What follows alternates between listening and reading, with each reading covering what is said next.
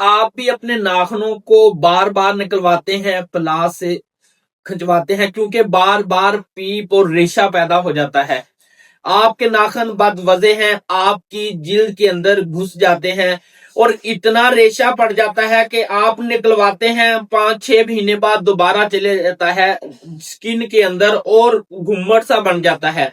जो homeopathic medicine मैं आज आपको बताऊंगा वो प्लास का काम करती है। जिस तरह आप किसी चीज को सीधा कर देते हैं ना, तो वो अपनी जगह पे आ जाती है। इसी तरह एक होम्योपैथिक मेडिसिन आज मैं आपको बताऊंगा जो आपके नाखूनों को टेढ़ा होने से बचाएगी, आपके नाखूनों को जिल्द के अंदर घुसने से बचाएगी, आपके नाखूनों को खूबसूरत बनाएगी।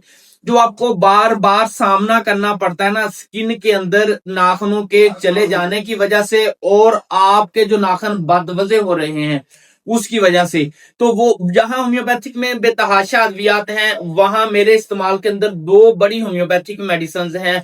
पहली होम्योपैथिक मेडिसिन है बार बार रेशे को भी रोकती है, नाखूनों को जिल्द के अंदर जाने से भी रोकती है, वो है जी साइलेशिया।